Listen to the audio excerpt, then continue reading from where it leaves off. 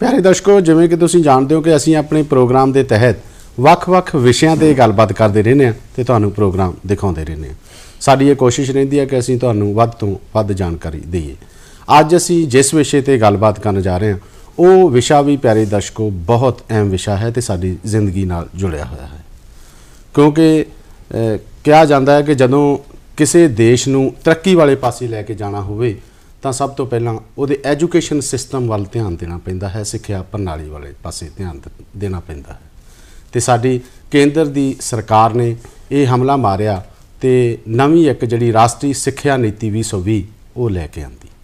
किहो जी ये राष्ट्रीय सिक्ख्या नीति है, इहदे विच की बदलाव कीते ने, इस विषय ते गलबात करन लई अज मेरे नाल स्टूडियो च ने पंजाब केंद्री यूनिवर्सिटी बठिंडा के वाइस चांसलर डॉक्टर राघवेंद्र प्रसाद तिवाड़ी जी। डॉक्टर साहब बहुत बहुत स्वागत है तुहाडा साडे इस प्रोग्राम च। तुसीं बहुत बहुत धन्यवाद। जानते हो कि केंद्र सरकार ने जिहड़ी राष्ट्रीय सिक्ख्या नीति 2020 लैके आंदी है, 1968 तो बाद ये जिहड़ी सिक्ख्या नीति है ये 1986 विच बदली गई और 34 साल बाद इनू हुण दोबारा जिहड़ा रिफॉर्म्स किया गया बदली गई है।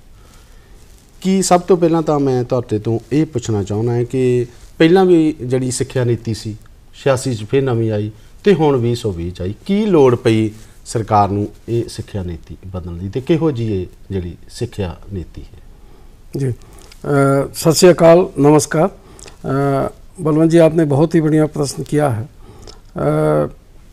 किसी भी देश की जो शिक्षा व्यवस्था है वो ऐसी होनी चाहिए जो उस देश की युवाओं की आकांक्षाओं को पूरी कर सके और उसके साथ साथ युवाओं को ऐसे शिक्षित कर सके कि वो हर एक तरह की समस्याओं का समाधान ढूंढने में सक्षम हो सके।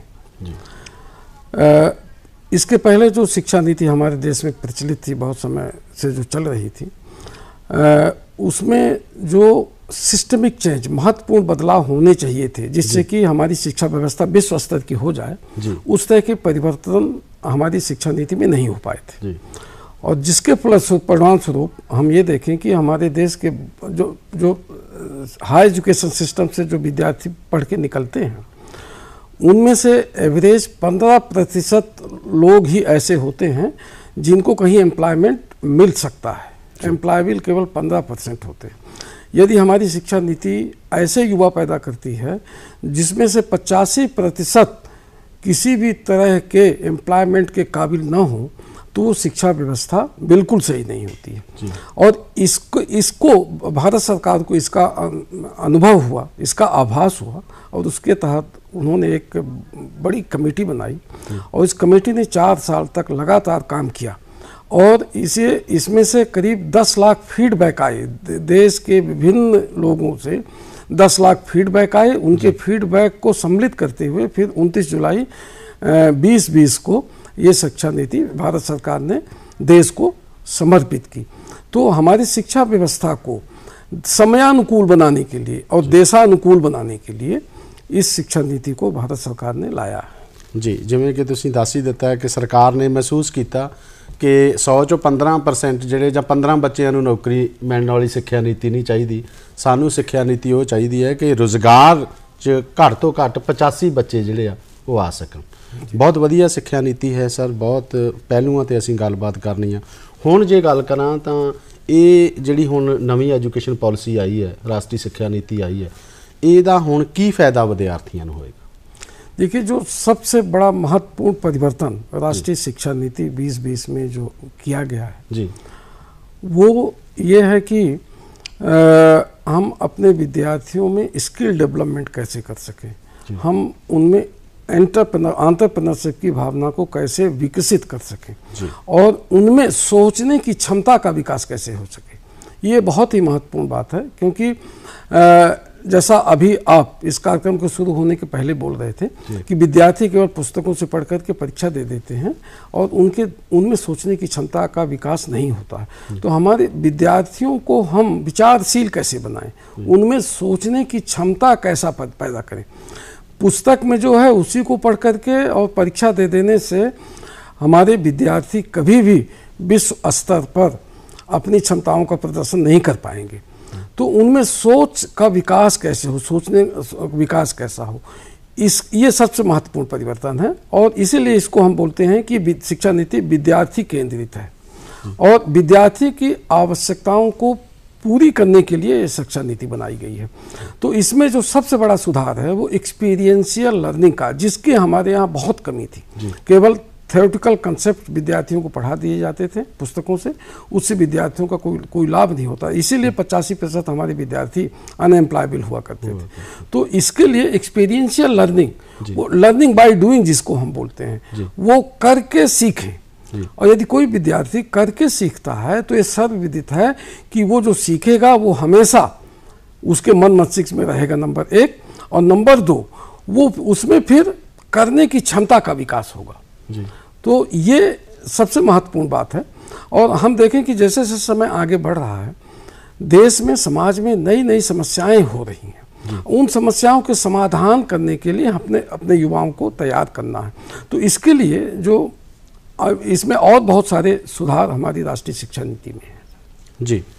बहुत ही वधिया गल तुसीं डॉक्टर साहब आखी कि हुण जिहड़ा सरकार ने एक फार्मूला कि 5+3+3+4 कि ये जदों आपां पॉलिसी अपनाउने आ ते बच्चे नूं 3 साल दे बच्चे नूं असीं थोड़ा जिहा स्कूल भेजना शुरू करांगे, जिहनूं प्ले वे कहा जांदा।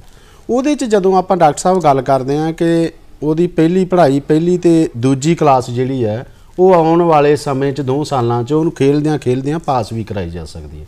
तो जदों स्कूलों का इदां दा इंफ्रास्ट्रक्चर चाहिए, ढांचा चाहिए है, उहदे नाल टीचर भी चाहिए, की सरकार इहदे वाल भी ध्यान दो इस नीति के नाल?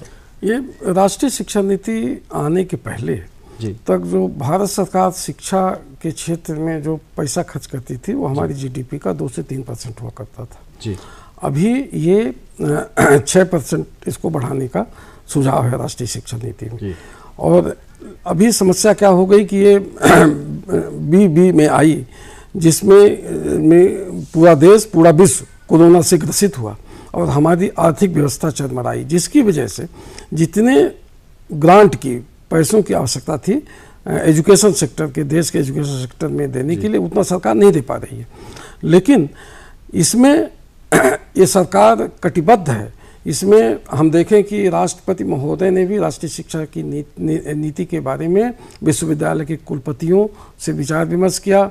प्रधानमंत्री महोदय कई बार विश्वविद्यालय के कुलपतियों के साथ साथ जो हमारे IITs हैं उनके डायरेक्टर्स, NITs की डायरेक्टर से विचार विमर्श किए हैं। तो इससे सरकार की कटिबद्धता सिद्ध होती है कि सरकार शिक्षा के क्षेत्र में जिस तरह के सुधार की आवश्यकता है, राष्ट्रीय शिक्षा नीति को लागू करने के लिए जितने राशि की आवश्यकता है उतनी राशि भारत सरकार देने के लिए कटिबद्ध है। अभी कोरोना काल की में अर्थव्यवस्था जो चल रहा है उसकी वजह से उतना नहीं हो पा रहा है।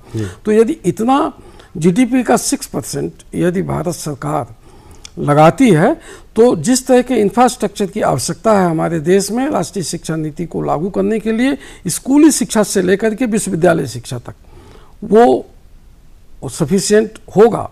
और इसके साथ साथ भारत सरकार का ये भी इस बात पर भी जोर डाल रही है कि शैक्षणिक संस्थान स्वयं अपना रेवेन्यू जनरेट करें, जिससे कि सरकार की मदद राशि और विश्वविद्यालयों महाविद्यालयों की राशि दोनों मिलकर के इतनी पर्याप्त हो जाए कि हम पूर्ण रूप में जितना इंफ्रास्ट्रक्चर है, चाहे बिल्डिंग्स हो चाहे इंस्ट्रूमेंटेशन हो, जैसे अभी आप बच्चों को खेलने की बात कर रहे थे शुरुआती दौर पर, तो चाहे उन सब चीज़ों की व्यवस्था करनी हो, इतनी राशि हो जाएगी। डॉक्टर साहब जिवें तुसीं दस्सिया कि सरकार ने कहा है कि ये खुद अपने जिहड़े सोर्सेज है सिੱਖਿਆ संस्थावां पैदा करन, ਉਹਦੇ ਨਾਲ ਕੀ ਸਿੱਖਿਆ ਨੀਤੀ ਮਹਿੰਗੀ ਹੋਣ ਦੀ ਸੰਭਾਵਨਾ भी है, आम लोगों की पहुँच ਵਿੱਚ ਆਵੇ, गरीब लोग सिक्ख्या पढ़ सके, कि ये नाल की फीसां च वाधा? ये आपने बहुत बढ़िया प्रश्न किया। देखिए जो पब्लिक फंडेड इंस्टीट्यूशन जैसे हमारा विश्वविद्यालय है जी, आप देखें कि पंजाब के किसी भी विश्वविद्यालय से देख लें, हमारे यहाँ सबसे कम फी है जी। तो जब भारत सरकार ये बोलती है कि शैक्षणिक संस्थान स्वयं अपना रेवेन्यू जनरेट करें, इसका मतलब फीस बढ़ाना नहीं है जी। कंसल्टेंसी एक ऐसा प्रोजेक्ट है जी, अभी हम केवल पढ़ाते हैं, लेकिन जो जैसे उद्योग हैं, हमारे भटिंडा में रिफाइनरी है, हमारे विश्वविद्यालय के शिक्षक उनको कंसल्टेंसी देते हैं, उससे हमें राशि मिलती है, धनराशि मिलती है। तो इस तरह से प्रोजेक्ट्स लाएं, कंसल्टेंसी करें, इन तरीकों से हमें अपने विश्वविद्यालयों में धनराशि अपने इंटरनल रेवेन्यू जनरेशन करना है, फीस बढ़ा करके नहीं। तो उसमें कोई बढ़ोतरी नहीं, महंगाई, शिक्षा महंगी नहीं होगी इसकी वजह से। अन्य और बहुत सारे उपाय हैं, जैसे हम अपने विश्वविद्यालय में पिछले साल करीब 20,000 कमर्शियल प्लांटेशन की, इस बार हमारी योजना है करीब 1 लाख पेड़ लगाने की। तो ये 20-25 साल बाद हमें कितनी ज़्यादा धनराशि देंगे। तो हमें इस तरह से ऐसे उपाय करने पड़ेंगे जिससे कि विद्यार्थियों पर, हमारे किसान भाइयों पर कोई बोझ न पड़े, उनको शिक्षा सस्ती दर पर मिलती रहे, लेकिन विश्वविद्यालय अपनी इंटरनल रेवेन्यू जनरेशन करते रहे। जी डॉक्टर साहब, प्रोग्राम इसी तरह जारी रहना। साडे दूरदर्शन की टीम ने इस सिੱਖਿਆ नीति बारे ਵੱਖ-ਵੱਖ विद्यार्थियों के विचार ਜਿਹੜੇ ਲੈ ਆਪਾਂ देखते हैं कि वो विद्यार्थियों ने की किया। ਬਠਿੰਡਾ ਜ਼ਿਲ੍ਹੇ ਦੇ ਪਿੰਡ ਕੁੱਦਾ ਵਿਖੇ ਸਥਿਤ ਪੰਜਾਬ ਕੇਂਦਰੀ ਯੂਨੀਵਰਸਿਟੀ ਵਿੱਚ ਰਾਸ਼ਟਰੀ ਸਿੱਖਿਆ ਨੀਤੀ 2020 ਨੂੰ ਪਿਛਲੇ ਵਰੇ ਲਾਗੂ ਕਰ ਦਿੱਤਾ ਗਿਆ ਸੀ, ਜਿਸ ਮਗਰੋਂ ਇਸ ਯੂਨੀਵਰਸਿਟੀ ਦੇ ਵਿਦਿਆਰਥੀ ਵਿਦੇਸ਼ੀ ਯੂਨੀਵਰਸਿਟੀਆਂ ਤੋਂ ਵੀ ਪੜ੍ਹਾਈ ਕਰ ਸਕਦੇ ਨੇ। ਸਿੱਖਿਆ ਵਿੱਚ ਕਿਤਾਬਾਂ ਨਾਲੋਂ ਵੱਧ ਤਰਜੀਹ ਪ੍ਰੈਕਟੀਕਲ ਨੂੰ ਦਿੱਤੀ ਜਾਂਦੀ ਹੈ। ਯੂਨੀਵਰਸਿਟੀ ਦੇ ਵਿਦਿਆਰਥੀ ਅਨੁਪੂਰਨਾ ਸ਼ਰਮਾ, ਤੁਸ਼ਾਰ ਅਤੇ ਕਿਰਨਜੋਤ ਕੌਰ ਇਸ ਨਵੀਂ ਸਿੱਖਿਆ ਨੀਤੀ ਦੇ ਕਈ ਫਾਇਦੇ ਦੱਸਦੇ ਨੇ। स्टूडेंट को एक्सपोजर अब ज़्यादा मिला है, उसे एक स्ट्रीम में बांधा नहीं गया। जो पहले की एजुकेशन पॉलिसी में था कि आप एक में बंध जाते हैं, यहाँ पे वो नहीं है। आपको अपनी प्रेफरेंस, मतलब आपका अगर इंटरेस्ट चेंज होता है तो आप शिफ्ट कर सकते हैं। तो इससे एक उसका हॉलिस्टिक डेवलपमेंट हो रहा है। नेशनल एजुकेशन पॉलिसी अभी जो नहीं आई है, उसका मतलब हमारे रिसर्च स्कॉलर में या स्टूडेंट्स की लाइफ में बहुत इंपॉर्टेंट रोल है। उसमें जैसे कि मल्टीपल एंट्री और मल्टीपल एग्ज़िट के बारे में बताया गया है। एक स्टूडेंट जब भी वो उसकी इच्छा हो, अपनी इच्छा अनुसार कोई भी कोर्स ज्वाइन कर सकता है। मान लो 1 साल बाद या 2 साल बाद किसी भी कारणवश से वो कोर्स छोड़ना पड़ता है, तो उसके हिसाब से वो तभी डिग्री ले सकता है या डिप्लोमा ले सकता है। ਨੈਸ਼ਨਲ ਐਜੂਕੇਸ਼ਨ ਪੋਲਿਸੀ ਦੇ ਵਿੱਚ ਜਿਹੜੇ 2 ਪੈਰਾਮੀਟਰਸ ਨੇ, ਜਿਵੇਂ ਕਿ ਅਕੈਡਮਿਕ ਬੈਂਕ ਆਫ ਕ੍ਰੈਡਿਟ ਤੇ ਪ੍ਰੈਕਟੀਕਲ ਲਰਨਿੰਗ, ਇਹਨਾਂ ਦੇ ਨਾਲ ਸਾਨੂੰ ਕਾਫੀ ਫਾਇਦਾ ਹੋਇਆ ਕਿ ਜਿਵੇਂ ਅਸੀਂ ਇਸ ਯੂਨੀਵਰਸਿਟੀ ਦੇ ਵਿੱਚ ਰਹਿੰਦੇ ਹੋਏ ਬਾਹਰਲੀ ਯੂਨੀਵਰਸਿਟੀਜ਼ ਦੇ ਕ੍ਰੈਡਿਟਸ ਨੂੰ ਵੀ ਅਪਣਾ ਕੇ ਬੈਨੀਫਿਟ ਲੈ ਸਕਦੇ ਆ। ਇਸ ਦੇ ਨਾਲ ਨਾਲ ਈ ਲਰਨਿੰਗ ਦੇ ਵਿੱਚ ਬਹੁਤ ਸਾਰੇ ਮਤਲਬ ਪ੍ਰੈਕਟੀਕਲ ਨੌਲੇਜ ਦੇ ਵਿੱਚ ਕਾਫੀ ਵਾਧਾ ਹੋਇਆ ਕਿਉਂਕਿ ਡਿਜੀਟਲ ਪਲੈਟਫਾਰਮਸ ਨੇ ਜਿਹੜੇ ਯੂਨੀਵਰਸਿਟੀ ਪ੍ਰੋਵਾਈਡ ਕਰ ਰਹੀ ਹੈ, ਜਿਨ੍ਹਾਂ ਦੇ ਨਾਲ ਬੱਚਿਆਂ ਦੀ ਥਿਓਰੈਟੀਕਲ ਲਰਨਿੰਗ ਦੇ ਨਾਲ ਨਾਲ ਪਾਰਸ਼ੀਅਲ ਲਰਨਿੰਗ ਦੇ ਈ ਸਕਿੱਲਸ ਵੀ ਵੱਧ ਰਹੀਆਂ ਨੇ। यूनिवर्सिटी के डीन अकादमिक रामकृष्ण वुसरिका मुताबिक यूनिवर्सिटी खोज के कामों वाल वध ध्यान दे रही है। इसमें हमने ज़्यादा एम्फोसिस दिया है रिसर्च एंड इनोवेशन के लिए, प्रैक्टिकल्स एंड एक्सपीरियंशियल लर्निंग, और इसके साथ स्टूडेंट को अच्छा एक्सपीरियंस हो जाए और लर्निंग आउटकम्स जो कोर्सेस वो सीखते हैं उससे उनको क्या मिलता है और सोसाइटी में उसको कैसा यूज़ करना है, तो इस सब के ऊपर अच्छी तरह हमने ध्यान देकर इसमें करिकुलम में इंक्लूड किया है। यकीनन नवी कौमी सिक्ख्या नीति विद्यार्थियों ਨੂੰ ਕਿੱਤਾ ਮੁਖੀ ਬਣਾਉਣ ਤੇ ਕੇਂਦਰਿਤ ਹੈ, ਜਿਸ ਨਾਲ ਉਹਨਾਂ ਨੂੰ ਚੋਖਾ ਲਾਭ ਹੋ ਰਿਹਾ ਹੈ ਅਤੇ ਮਿਲ ਰਹੀ ਸਿੱਖਿਆ ਉਹਨਾਂ ਦੇ ਸੁਨਹਿਰੀ ਭਵਿੱਖ ਨੂੰ ਤਰਾਸ਼ਣ ਵਿੱਚ ਮਦਦ ਕਰੇਗੀ। ਬਠਿੰਡਾ ਤੋਂ ਅਮਰਿਤਪਾਲ ਸਿੰਘ ਨਾਲ ਸ਼ਿਸ਼ੂ ਸ਼ਰਮਾ ਸ਼ਾਂਤਲ, ਦੂਰਦਰਸ਼ਨ ਸਮਾਚਾਰ, ਜਲੰਧਰ। डॉक्टर साहब, जिवें विद्यार्थियों ने गल की है नवीं जिहड़ी सिक्ख्या नीति आई है, ये वाकई वोकेशनल जिहड़ी जे आपां इहनूं एजुकेशन कह लीए तां ज़्यादा मैनूं लगदा बैटर होਊਗਾ कि पढ़ाई दे नाल तुसीं किस फील्ड वाल जाना, इहदे वाल सरकार ने वध ध्यान दिता। इसमें जो हमारे जो अंडर ग्रेजुएट प्रोग्राम है नई शिक्षा नीति के हिसाब से, जिसमें 3 साल से 4 साल कर दिया गया जी। और इसमें जैसे विद्यार्थी अभी बता रहे थे कि इसमें मल्टीपल एंट्री एग्जिट का ऑप्शन है। अभी आप इनफॉर्मल चर्चा में जब हम लोग वहाँ बैठे थे, आप पूछ रहे थे कि यदि कोई भी विद्यार्थी 2 साल कहीं पढ़ लेता है, तीसरे साल यदि उसको कहीं बाहर जाना पड़ता है तो उसका क्या होगा। तो इसमें इस तरह की ये व्यवस्था है कि यदि किसी वजह से फर्स्ट ईयर के बाद विद्यार्थी अपनी पढ़ाई को जारी नहीं रख सकता है, तो वो अभी क्या है कि वो उसको छोड़ना पड़ता है, उसके हाथ कुछ नहीं लगता, उसका 1 साल बर्बाद जाता है। लेकिन अभी उसको सर्टिफिकेट मिलेगा 1 साल पढ़ाई के बाद, और ये उस सर्टिफिकेट कोर्स इस तरह से डिजाइन किए जा रहे हैं कि उसमें उसको 6 से 10 क्रेडिट का उसको स्किल डेवलपमेंट का कोर्स करना पड़ेगा। तो उस स्किल का यूज करते हुए वो जा करके कुछ न कुछ कर सके। और जब उसकी स्थिति ठीक हो जाए, परिस्थिति ठीक हो जाए, तो वो वापस आकर सेकेंड ईयर में एडमिशन ले ले। जी। इसी तरह से सेकेंड ईयर के बाद वो डिप्लोमा के साथ जा सकता है, कुछ कर सकता है। जब वो पुनः पढ़ना चाहे तो वापस फिर से थर्ड ईयर में एडमिशन ले सकता है। हाँ, ये नहीं कि तुम 4 साल बाद आए तो फिर दोबारा तो फर्स्ट ईयर, हाँ, फर्स्ट ईयर से नहीं लेना है। वो अपनी जी एजुकेशन है उत्थों स्टार्ट कर सकता है जिथों छड्डी। जी बिल्कुल सही है। और इसके साथ साथ हम उसको इतना स्किल डेवलपमेंट उसमें करेंगे जिससे कि वो जब पढ़े ना तो उस समय कुछ ना कुछ कर सके, जी, अपनी आजीविका वो अर्जित कर सके। तो ये इसमें एक बहुत बहुत महत्वपूर्ण बदलाव है। और इसमें बहुत सारे वोकेशनल कोर्सेज 4 यूजीसी ने अभी मॉडल करिकुलम 4 साल का बनाया है। और वो अभी 13 तारीख को यूनिवर्सिटी ग्रांट्स कमीशन की मीटिंग है, उसमें वो अप्रूव होगा। तो इसमें बहुत ज़्यादा वोकेशनल कोर्सेज को भी इसमें कंबाइन किया गया है हमारी ट्रेडिशनल एजुकेशन के साथ। जी। जो स्किल गैप है, उस स्किल गैप को, जो अनएम्प्लॉयमेंट है स्किल गैप की वजह से, इंडस्ट्री में और जो पब्लिक सेक्टर्स हैं उनमें जिस तरह की स्किल विद्यार्थियों में चाहिए उस तरह की स्किल्स का डेवलपमेंट हमारे विद्यार्थियों में नहीं हो पा रहा था। और इसी वजह से भारत सरकार ने राष्ट्रीय शिक्षा नीति लाई है, तो इस स्किल गैप को ब्रिज करने के लिए। जी डॉक्टर साहब, ਇਹਦੇ 'ਚ ਸਰਕਾਰ ਨੇ ਵੀ ਮਹਿਸੂਸ ਕੀਤਾ ਹੈ ਕਿ ਛੋਟੇ ਬੱਚਿਆਂ ਨੂੰ ਕੋਈ ਭਾਸ਼ਾ ਜਿਹੜੀ ਆ ਕਈ ਵਾਰੀ ਥੋਪੀ ਜਾਂਦੀ।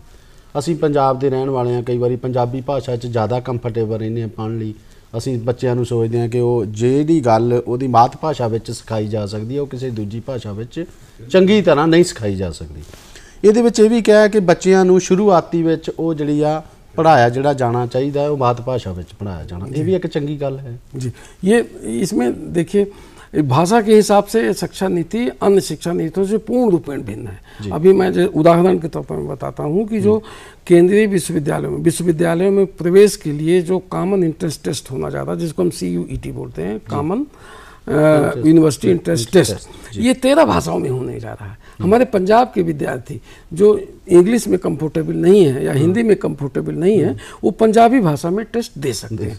13 भाषाओं में पहली बार ऐसा हो रहा है कि विश्वविद्यालय में प्रवेश के लिए जो टेस्ट है वो 13 भाषाओं में होने जा रहा है। इसी तरह से पढ़ाई भी जो जिस भाषा में पढ़ना चाहे, प्राइमरी एजुकेशन और ये जूनियर तक, और उसके बाद भी जो पढ़ना चाहे, तो ये इस तरह की व्यवस्था इसमें है। तो इसमें क्या होगा कि भाषाओं का भी विकास होगा।